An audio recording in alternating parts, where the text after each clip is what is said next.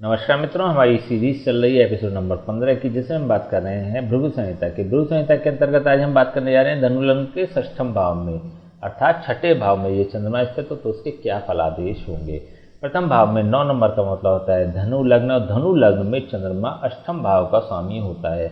अष्टम भाव का स्वामी होकर जब ये अपने स्थान से 11वें स्थान और कुंडली के छठे स्थान में स्थित हो जाता है तो ये शुभ फल प्रदान करने वाला बन जाता है। देखिए, जब हमने भावों के सिद्धांत पर चर्चा करी थी तो आपसे बताया था कि 6, 8 और 12, 6, 8 और 12 ये तीनों ही भाव त्रिक भाव होते हैं, कुंडली के अशुभ भाव होते हैं, अशुभतम भाव होते हैं, नेगेटिव फल प्रदान करने वाले भाव होते हैं। और जब हमने लघु पाराशरी की बात करी थी तो आपसे चर्चा करी थी कि यदि 6, 8, 12 के स्वामी, 6, 8, 12 भाव के स्वामी यदि 6, 8, 12 भाव में ही स्थित हो जाते हैं तो यह विपरीत राजयोग बनाने वाले बन जाते हैं। तो यहाँ पर चंद्रमा विपरीत राजयोग बना रहा है और चंद्रमा यहाँ पर उच्च का भी हो रहा है, तो इस विपरीत राजयोग का बहुत ज़्यादा पावरफुल प्रभाव व्यक्ति को मिलेगा, बहुत ज़्यादा सकारात्मक प्रभाव मिलेगा। लेकिन हम हर बार चर्चा करते हैं, प्रत्येक बार हम एक बात की चर्चा करते आ रहे हैं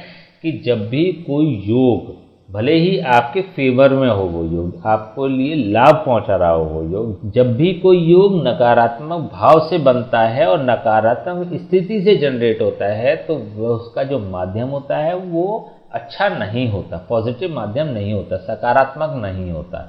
इस योग का नाम भी विपरीत राजयोग है। विपरीत परिस्थितियों में या विपरीत स्थितियों में पैदा होकर व्यक्ति को लाभ पहुंचाने वाला होता है। देखिए, विपरीत राजयोग की एक बहुत बड़ी विशेषता होती है कि व्यक्ति से बहुत ज़्यादा संघर्ष करा लेता है।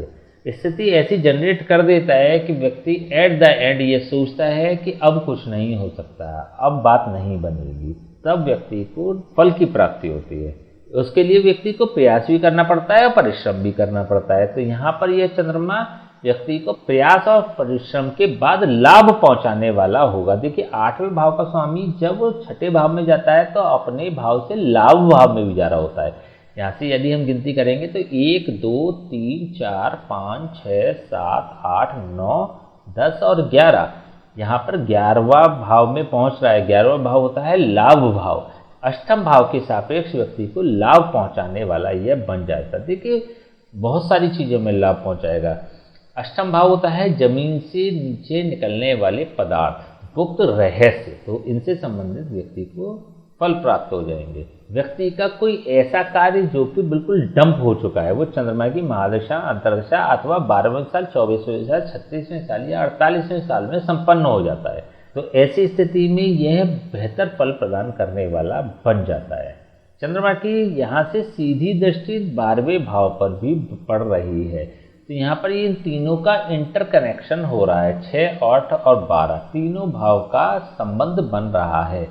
तो यहाँ से यह जब द्वादश भाव पे दृष्टि देता है तो द्वादश भाव को भी शुभता प्रदान करने वाला बन जाता है। द्वादश भाव होता है बाहरी तत्वों का, बाहरी स्थितियों का। व्यक्ति को बाहर से लाभ होंगे, जैसे व्यक्ति का प्रमोशन हुआ तो प्रमोशन में उसका ट्रांसफर होता है, तो यह एक योग बना देता है, क्योंकि बाहर का कारक भाव होता है 12th हाउस।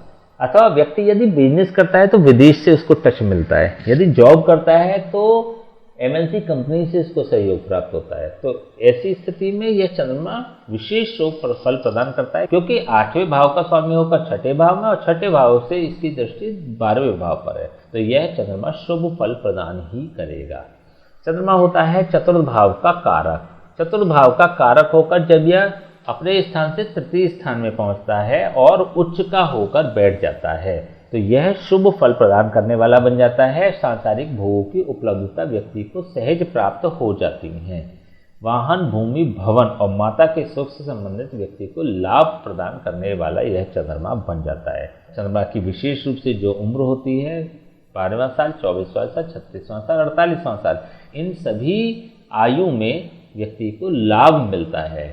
भूमि का लाभ भी मिल सकता है, भवन का लाभ भी मिल सकता है, वाहन का लाभ भी मिल सकता है, या अन्य सांसारिक भोगों की वस्तुओं का लाभ व्यक्ति को प्राप्त हो जाता है।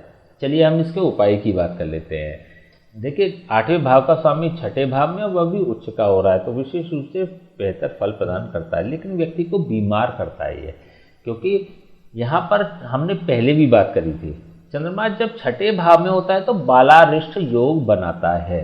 बालारिष्ट का मतलब हो गया 12 साल की उम्र तक व्यक्ति को शारीरिक कष्ट प्रदान करने वाला ये चंद्रमा बन जाता है, व्यक्ति बीमार पड़ता है। तो यदि 12 साल से कम की आयु है तो यह चंद्रमा अच्छे फल प्रदान नहीं करेगा। व्यक्ति की पर्टिकुलर जो आयु है 12 साल की, तब तक व्यक्ति को कष्ट प्रदान करने वाला ये चंद्रमा होगा। तो ऐसे में किसी ब्राह्मण से इसके जाप और हवन समय समय पर कराते रहें, अथवा भगवान शिव के रुद्राभिषेक किसी ब्राह्मण के सहयोग से कराते रहें। 5 सफ़ेद चीज़ों से रुद्राभिषेक कराएं तो चंद्रमा को डायरेक्टली यह लाभ प्रदान करने वाला बन जाता है। ठीक है, तो इन दोनों में से आप कोई भी उपाय कर सकते हैं, और वैसे आप दोनों ही उपाय आपको करने चाहिए, कर लेने चाहिए। तो जब आप इस तरह के उपाय करते हैं तो ये बेहतर फल प्रदान करने वाला बन जाता है। ठीक है, तो आज हमने बात करी धनु लग्न के 6ठम भाव में ये चंद्रमा स्थित हो तो उसके क्या फलादेश होंगे। नेक्स्ट वीडियो में बात करेंगे धनु लग्न के 7वें भाव में ये चंद्रमा स्थित हो तो उसके क्या फलादेश होंगे। तब तक के लिए हमें आज्ञा दीजिए, नमस्कार।